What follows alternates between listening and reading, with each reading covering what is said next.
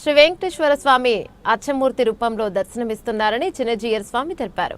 సిద్దిపేట జిల్లా కేంద్రంలోని మోహినిపుర శ్రీ వెంకటేశ్వర స్వామి దేవాలయ స్వర్ణోత్సవ బ్రహ్మోత్సవాల్లో పాల్గొన్నారు. చిన్నజీయర్ స్వామి మాజీ మంత్రి ఎమ్మెల్యే హరీష్ రావు ఈ సందర్భంగా చిన్నజీయర్ స్వామీజీ కళ్యాణ మహోత్సవాన్ని భక్తులకు ప్రబోధించారు. అనంతరం ఎమ్మెల్యే చిన్నజీయర్ స్వామి మాట్లాడారు. జరగబోయే కళ్యాణ మహోత్సవానికి పూర్వరంగంగా ఈ పూట జరుగుతుండే ఈ ఎదుర్కోలు ఉత్సవంలో మేము పాల్గొనడానికి అవకాశం కలిగించినటువంటి మన ఆలయ అర్చక అధికార బృందానికి వీరందరికీ ప్రేరణ కలిగిస్తూ మాకు ఇక్కడికి రావడానికి మార్గాన్ని చూపించినటువంటి మన శ్రీమాన్ హరీష్ గారికి మేము ముందుగా అనేక మంగళాశాసనాలు చేస్తున్నాం. నిజానికి మేము ఈవేళకి ఉండవలసిన వాళ్ళం కాదు, మేము రేపు రావాల్సిన వాళ్ళం. కానీ వారికి ఉండేటటువంటి ఆ ప్రేమ శ్రద్ధల కారణంగా స్వామి ఒక పూట ముందుగానే మమ్మల్ని ఇక్కడికి మీతో పాటు ఈ కార్యక్రమంలో పెద్దలందరితో పాటు కలిసి పాల్గొనేటటువంటి అవకాశం ఇచ్చాడు. దానికి మేము సర్వదా కృతజ్ఞులం.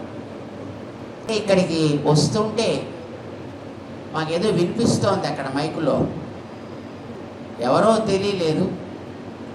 చూసిన తర్వాత భద్రాద్రి రాముడి యొక్క ఆస్థాన విద్వాంసులు ఇక్కడ స్థానాచార్యులు వారు ఉన్నారు అని తెలిసింది. ప్రసాయి స్వామి వారు రేపు జరగబోయేది కళ్యాణ మహోత్సవం. ఈ పూట జరిగేది ఎదుర్కోలు ఉత్సవం. ఎదుర్కోలు ఉత్సవాలు ఏం చేస్తారు? అమ్మవారి గొప్పతనం, అయ్యవారి గొప్పతనం చెప్పి ఇద్దరికీ ఉండేటటువంటి ఏ అతిశయాలు, వాళ్ళల్లో ఏవైనా ఒకవేళ కొంచెం హెచ్చు తగ్గులు ఉన్నట్టయితే అలాంటి వాటినో తెలిపి, ఏమంటే రేపు ఈ కార్యక్రమానికి మనం సిద్ధమా, పడాలా వద్దా, ఇది నిర్ణయం చేయడం కోసం చేరతారు. ఎదుర్కోలు ఉత్సవంలో అమ్మవారికి ఎన్నెన్ని రకరకాలైనటువంటి వైభవాలు ఉన్నాయో చెప్తారు. మీ అమ్మవారికే కాదండి, మా అయ్యవారికి కూడా అలాంటివన్నీ ఉన్నాయండి అని వారు సమర్థించుకుంటారు. మగపెళ్ళి వారు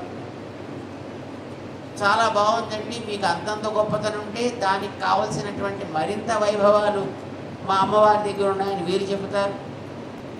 అయితే ఇలాగా ఉన్నప్పటికీ ఇలాంటివేవో కొన్ని లోపాలు చెప్తున్నారే అని వారు అడుగుతారు.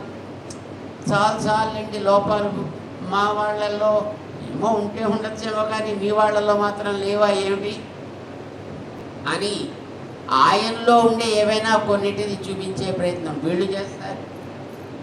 మగపెళ్ళి వారి కుటుంబాల్లో ఉండేటటువంటి గొప్పతనాలని వాళ్ళు చెప్పుకునే ప్రయత్నం చేసి, ఆడపెళ్ళి వారి యొక్క గొప్పతనాన్ని వీళ్ళు చెప్పుకునే ప్రయత్నం చేసి, మొత్తానికి సరే చెయ్యాలి అని నిర్ణయం అంటూ చేసుకుంటే ఇద్దరిని కలిపి కాస్త కాంప్రమైజ్ చేసి, అరే ఇప్పుడు మరీ ఎక్కువ డీటెయిల్స్లోకి వెళ్ళొద్దండి, వెడితే చాలా కష్టం, అందుచేత మనం ఇక్కడితోటి తృప్తి పడి మీ అబ్బాయికి మా అమ్మాయి తగును, మా అబ్బాయికి మీ అమ్మాయి తగును అని ఇలాగా ఎక్కడో ఒక చోట సర్దుకుని వివాహానికి ఏర్పాట్లు చేసుకుంటూ ఉంటారు.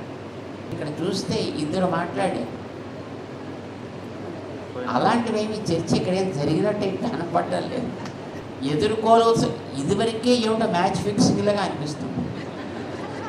వారు వీరు ఆల్రెడీ కలిసి ఇదివరకే నిర్ణయం చేసేసుకున్నట్టుగా అనిపిస్తోంది. ఇద్దరూ కలిసే ఉంటారు అంటే ఇక్కడ మళ్ళీ కళ్యాణానికి మన అయ్యో గారి చేతనో మిగిలినటువంటి యజమానుల చేత ఇంత ఖర్చులు ఎందుకండి పెట్టించడం?